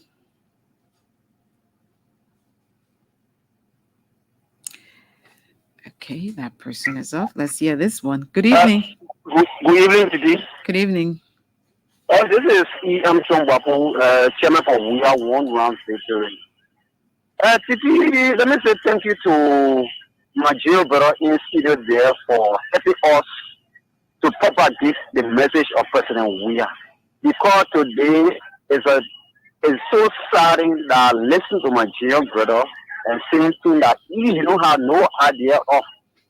All the questions you pose to my brother, he has nothing to explain to the Liberian people. These are the fallacies and misinformation our brother Kevin around that will go in those various places when the people ask us, will show them evidence and we explain to them and say, oh, brother, I want to explore the country for 2 months. That's what happening. If you cannot answer one question, I even have many questions, but why should I ask a question? But let me tell him, the space still there for you, brother. It's not ever one of us that started it in 2004 or 5 that we will be in position now. Some of us, we started this struggle since February 10, 2004. We haven't get served our government so far. Once like me, I only got $5 from Samurai Urukodi. But it's not about us. It's about the Liberian people. It's about our country. The betterment of all Liberian lives. That's what we are talking about. You guys should not be there to carry our country back or where we are anticipating our growth power and to even pass the Ghana with speed and reach to South Africa there and start chasing you. Thank you very much, CCB. Thank you, Armstrong. Let's hear you. Good evening. Hello. Good evening. Yes. Titi. Good evening. Good evening to Momo. Look, I think Momo has said it well. For the COP, Mr. Costa is not even a factor in the election, right? So we individual person who supported Mr. Costa in the COP, we have started why to support Ambassador Baka. And Ambassador Baka is poised to winning this election and to rescue the Liberian people from bad governance, corruption, and the rest of it, right? So Momo, we are with you. We are with you. Okay. For the COP, we are with you and we support Ambassador Baka. Thank you. Thank you. Good evening. Good evening. Hello. Let's hear you, sir. Yeah, I'm Thomas. We are calling from Second Minister Community. Let's hear you. Yeah, still get. I find a story for almost 10 minutes. I find the show. I don't grab one idea. Why you are pushing? Any question you ask it, you give no answer. And even telling order to the person, I do nothing. They only vote in because for the past year in the citizen, you know, when I job, he didn't get a job at the populator. So he decided to cross over. I mean, young men like myself, this country, if you know with the young people, if today we look at because we get it yesterday, you know, must get our country in the wrong direction, it will not be too far. So as a young man today, making a lot of young people, if you couldn't be the main career, the main Germany coach will not come to solve the problem. If you couldn't be the main career, the main Germany, the main having research, will not come to steer his country. Today we see young people from all across 50 local subdivisions of our country. 10 years or country. So my man, young man, you had it in your favor. Today, you didn't get it yesterday. Today, you got Okay. it. So we are, it is a very representative, it has very the people. Thank you. See Jawia, you see people to him. So no one can share the country better than Jawia. Thank you. Good evening. Hello. Yeah. Good evening, TT. Good evening, sir. And let me say good evening to your studio guest in person of Momo. For me, I don't like to. I won't like to call him Momo the critical because he really sounds like somebody who is not critical. Now, Momo has spent over 30 minutes in studio. For years, then say he cannot be able to propagate the real message that he thinks the Liberian people should have to capitalize on and then vote in biological human father who have spent over 40 years in the governing cycle of this country. For years, then stay in his own hometown in Wasunga. We cannot see the level of tangibles there. Now, Joseph Human Walker served as a vice president for 12 consecutive years. From 2006 up to 2011, if Mr. Walker knew that that Manasteri was not treating this country in a very fair direction, why didn't he resign within right after the 6 years and then tell the Liberian people I'm resigning or I resign because our government was not moving in the rightful direction that would benefit the Liberian people. Okay. Let me say this to give quickly to conclude. Mr. President George Manuel Weah, with the level of development, with the level of human capacity building that we have seen and continue to let us see, we will move within the right changes. We will move within the right bridges to inform our people. In fact, All right. are there. Okay. Thank you. Let's hear from other people. Thank you. Good evening. Good evening. Yeah. Hello? You are live, sir. Go ahead, please. I'm Lawrence Jew calling from Maryland County. Okay. Yeah. Hello? Sir, you are live. Go ahead, please. Yeah, is the show on Baka on Ambassador Baka? I don't know what you're talking about. Good evening. Good evening. Good evening. Good evening. Good evening, sir. You're live. Go ahead, please. Yeah, my name is Hadi Sanford. I'm calling from the main church. Yeah. Let's hear I listen to your speakers, you know. He don't want to be real to the people. At least if you come on here and defend your candidate, you should give some ideology wherein the Liberian people will follow and say, oh yes, this person is doing well. But like the Jose Human Baga issue, he has a lot of stigma, especially when it comes to he being a liability to the Liberian government and he's serving government for 42 years, so I know significant impact. These are some of the issues I expect your speakers to make sure and defend, to convince the Liberian people. But if he continues like this, I tell you, the political ball will change as it has been changing over the past 2 to 1 year. It will change. I tell you. So he need a rethink. I think he need a redirection. Or he rather go to the CDC or the ANC or whatsoever. Okay. Or any political party he can defend. Okay. Let's hear you. Good evening. Yeah, good evening. I'm Charles and I call from Nigeria. Okay. From the Wellington residence. Let's hear you. Okay, I appreciate the show tonight and I also appreciate the studio guest. But, it's quite unfortunate that if you are trying to protect somebody and defend somebody, and the person is not able to try to make you at least proud. The issue of Joseph Human Boaka, he's an elderly man. But I always told people that Joseph Boaka is not the person in this country. Because one fact is that he does not have tangibles. He cannot boast of anything. After all the years he's in government, he cannot show anything if he wants to fight the labor, that he's the person that you said was a little boy. So I'm urging all my citizens, that let us vote Judge Weah, they won't run victory so that we can see the betterment of this country. Thank you very much. Good evening. Good evening, CCTV. Good evening, sir. Thank you. The news William Covey in a journey this conversation from HQ3. Let me appreciate you so much for the platform. The question you posed that, I will be here seditions playing one recording of our past Jeremiah saying that the old man in 2020 will be who, so they running with Anna.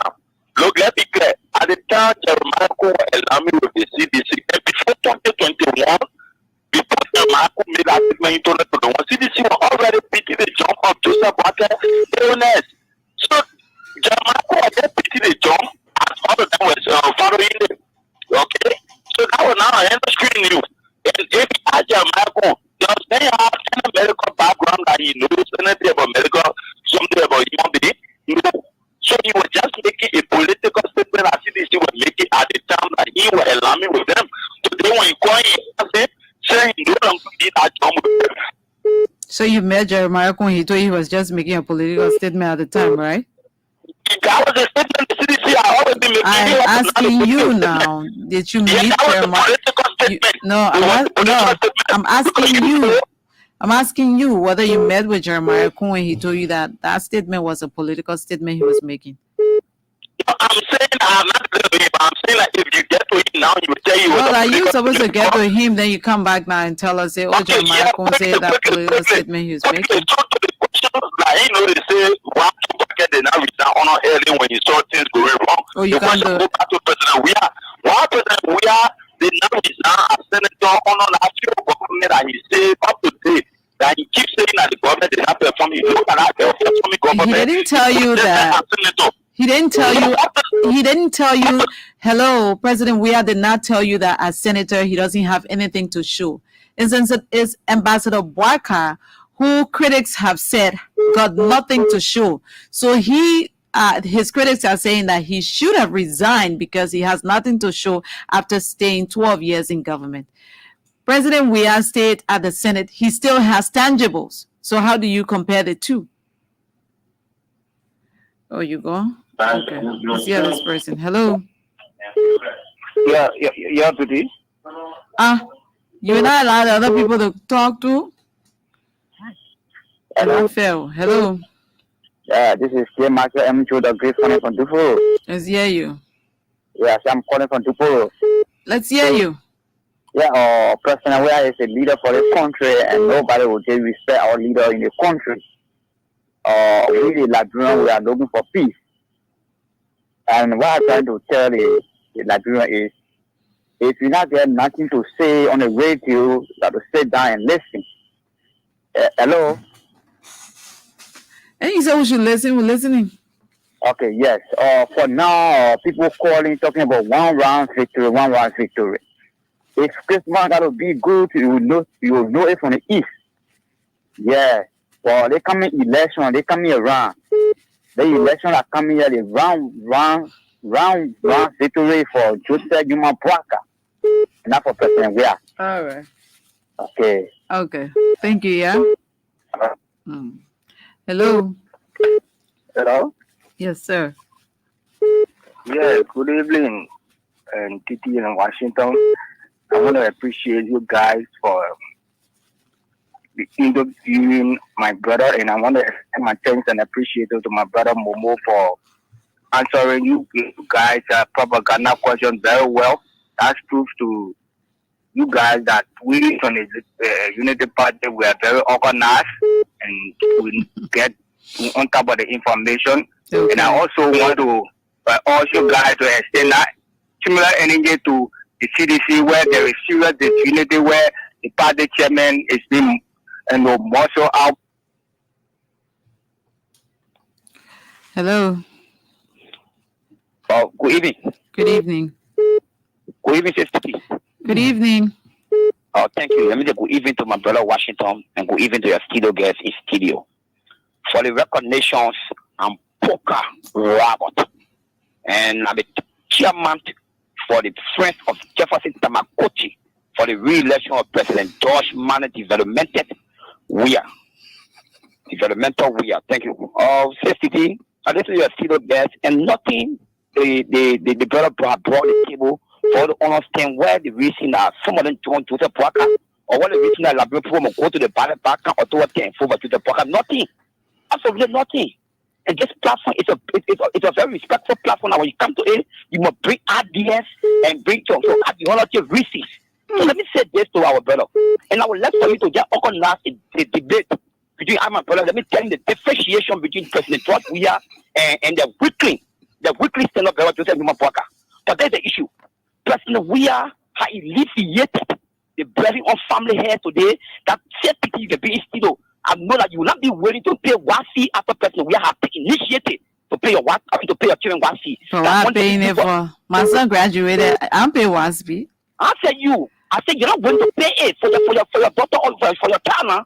But the president paying it, how will pay it now? Come again? I said the president paying it, why will pay it? How? Thank you, Safety. Thank you for validating my claim. And also, you are not willing to pop out to a situation where President Weah has alleviated that burden on you. Today, in the health sector, President Weah has alleviated the burden of people from Babulu country. They cannot come to PSK to come have a treatment. They can be adequately treated right in Babulu country.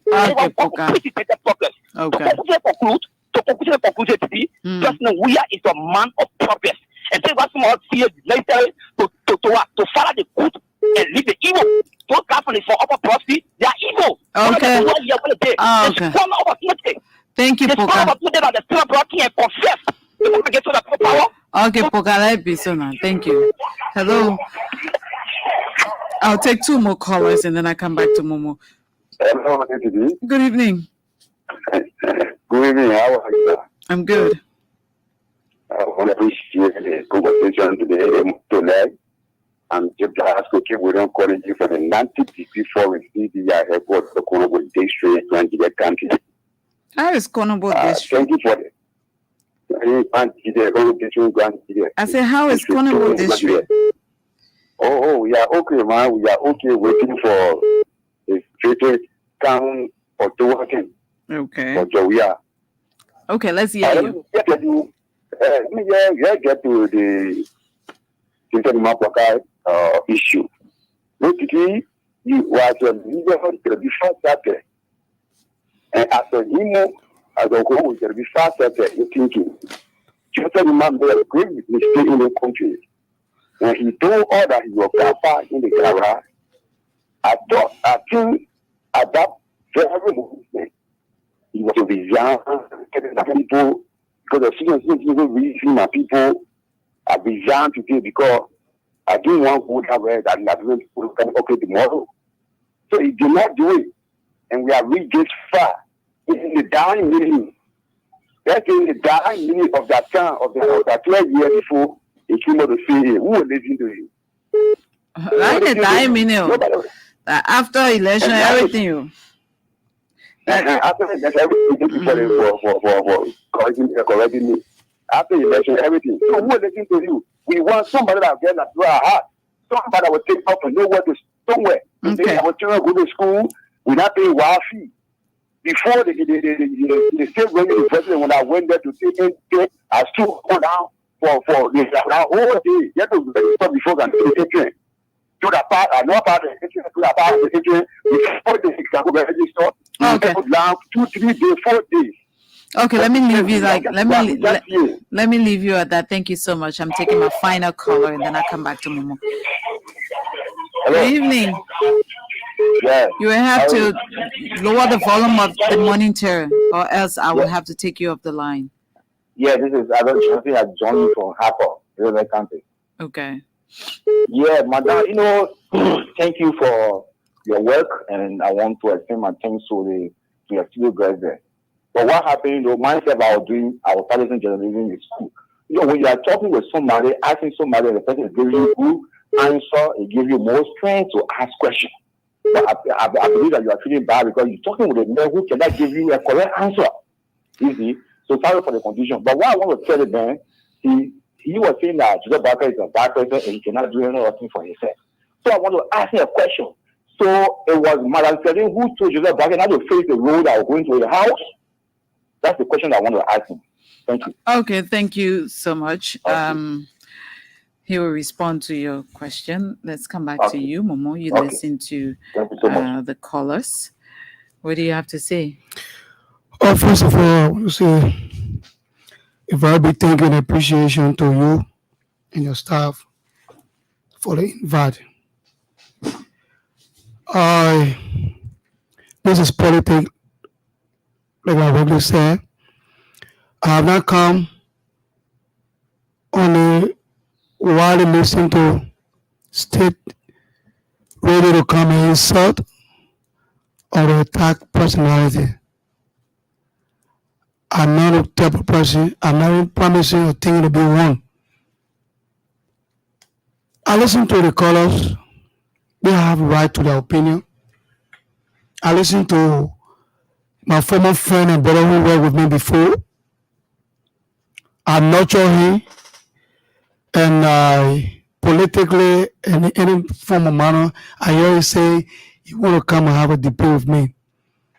This nation had a debate with me on one of the sister radio stations, and I reprimand them, I strength them on my knee. I spank them like my babies I have to the house. So any day, this will be an open challenge. We have not come here to show muscle what you have done, I came here purposely to tell the Liberian people what Ambassador Joseph Iman Boga capable of doing when he assumed office as the next president. I came purposely to tell the people how members of the Council of Patriots have betrayed our trust that were imposed in them, so how to take direction. And I came purposely to inform the Liberian people that you cannot serve two gods, serve one. You want to be what, be what. You want to be cat. I have no record of being a betrayer of some of the callers who called I know personally, who have betrayed because of the massive of personal interest. What I can safely say here is that I am who I am. I have come to present my case. I still remain active member of the Council of Patriots, still remain executive director of the Make That Bureau Good. Because I want to debate with me, he was expelled by me based on financial malpractices. He knows that very well. So how can I debate with someone like that? He don't have the pedigree, the intellectual skills. They are not there. So like again, Ambassador Joseph Iman Boga will reduce the double digit to single digit in our economy. He will prioritize agriculture. You know, he worked for 26 years. I want to call 42 years, 50 years. For my own research and collection, Ambassador Joseph Iman Boga have worked both private and government sector for 26 years with no corruption scandal. Does he have a farm? He have a farm in my home in Birmingham. He had a farm. He had. I'm talking about currently. Currently, I say he have a farm in Birmingham County. Where in Birmingham is his farm currently? Pierre Lajo. How many acres of land? I cannot give the exact acre. What is he growing on the farm? He growing pineapple, growing banana, growing plenty. He got animal. He got different type of pet. I mean, How many persons can that farm feed? That farm? If it's how many persons can that farm feed? It can feed the whole of Birmingham. What are you talking about? I'm asking you a question. More than the whole of Birmingham. The farm is large. So you have people on that farm that are working, they're getting their salary on that farm. How many persons work on the farm? Approximately, you have over 3,000 persons on the farm. Over 3,000. The farm is very big. You stay here, nobody will find you on that farm. Over 3,000 persons work. Over 3,000 human beings work on that farm. Make? No, I will not disclose their salary to you. I mean, that would be unprofessional on my part. And by the way, I am not in a position. Why should we even believe what you're saying now? Because it is true. But what are they growing? How long has that farm? I'll tell you what are growing. How long has that farm been in existence? For the past 20 years. Jesus. Yes, it's a very big farm. Does he have a farm in Lofa? I cannot speak to that definitively because I don't know whether he has farm, but I know he got land, he got properties. You say again, where in Bomin does he have a farm? I said beyond La Joe. You want me to give you the... Yeah, I want specifics because I will ask questions. Yeah, I said beyond La Joe. Anybody that come from Bomin or send your ask for beyond La Joe. So the La Joe is where? Is what part of Bomin? Before reaching to the mine. Which mine? La Joe. They got a mining creek. They call La Joe. The creek, a mining creek, is called La Joe. Yes. Okay, before reaching the creek, yes, is where Ambassador Boaka has his farm. Real farm. I'm not talking about people farm. Real farm. Over 3,000 people been working and making that daily bread. But to just conclude. Okay. I want to appreciate you again. I will not sound good in all of ears because I am who I am. I have not come here to attack or insult.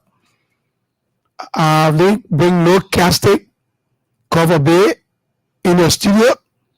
But who told you can bring casting in the studio?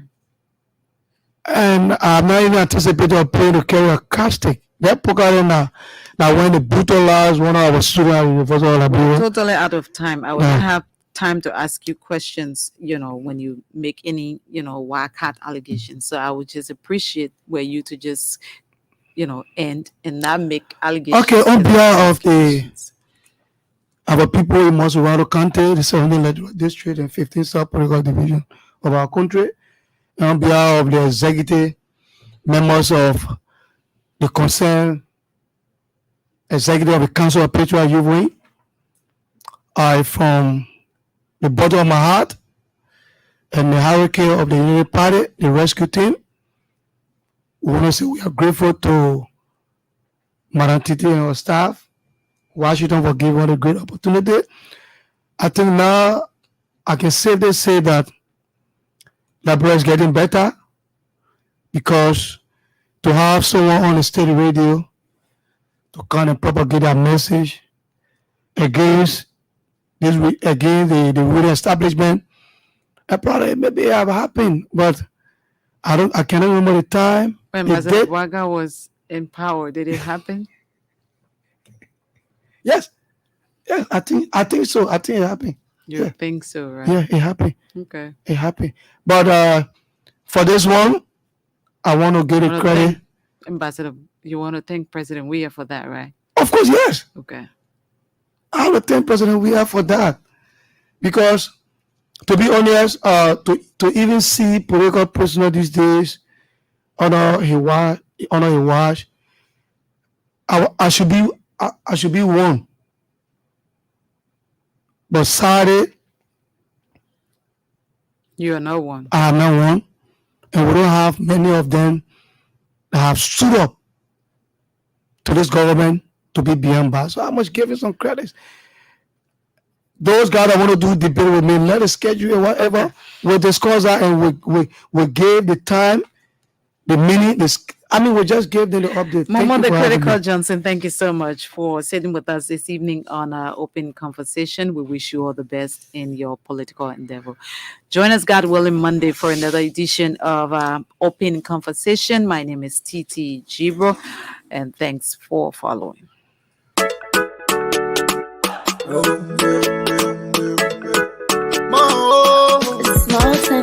From the east to the west, north to the south, let's come together as one.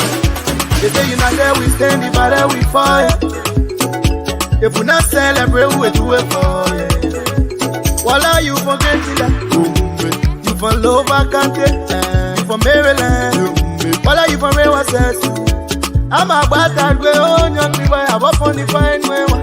Tabila, Kriwako. I love Liberia, oh yeah yeah. Freeland on liberty, Liberia, oh yeah yeah. Ah oh yeah, I love Liberia, oh yeah yeah. They play for me and you, Liberia, oh yeah yeah. Ah oh yeah yeah. I was raised in the slum, but I chilled with my guns. Kept it on the low, but we fought for the bones. True son of the sun, I'm a prince in my own. Never gonna lie, me, I love LIB. Even though it's far, when we show 'em we can face it. It's not a prophecy, I know that we can rise again. Holding my hand, I holding your own. United, we stand, divided, we fall. You know what I say when I come with ball. When I chillin' on that side, and I get no bro. I got L to the O to the V and the E. If we fighting together, we can conquer the sea. From the east to the west, then waving the flag from the north to the side. You're not joining the team. You go where you pella, you love my crown. Who kill it? Who got shown up? I love Liberia, oh yeah yeah. Freeland on liberty, Liberia, oh yeah yeah. Ah oh yeah yeah. I love Liberia, oh yeah yeah. They play for me and you, Liberia, oh yeah yeah. Ah oh yeah yeah. Mama was born, yeah. Papa was born, yeah. The whole house together, the honey boy, yeah. Nabalike na koya bake na papa kobo. Nabalike na koya bake na papa kobo. Nabalike na koya na papa kobo. Nabalike na koya na papa kobo. La biro waka poma o. La biro waka ma o. Bangada anwa waka ma o. From the east to the west, north to the south, yeah, let's come together as one. They say united we stand, divided we fight. If we not celebrate, we do it for you. Voila, you for Gentile, you for Lova Kante, you for Maryland. Voila, you for Rewa Sessu. I'm a bad way on your river. I'm up on the fine way. Tabila, Kriwako. I love Liberia, oh yeah yeah. Freeland on liberty, Liberia, oh yeah yeah. Ah oh yeah, I love Liberia, oh yeah yeah. They play for me and you, Liberia, oh yeah yeah. Ah oh yeah, I love Liberia, oh yeah yeah. Freeland on liberty, Liberia, oh yeah yeah. Ah oh yeah, I love Liberia, oh yeah yeah. They play for me and you, Liberia, oh yeah yeah. Ah oh yeah yeah. Master Square on the mix.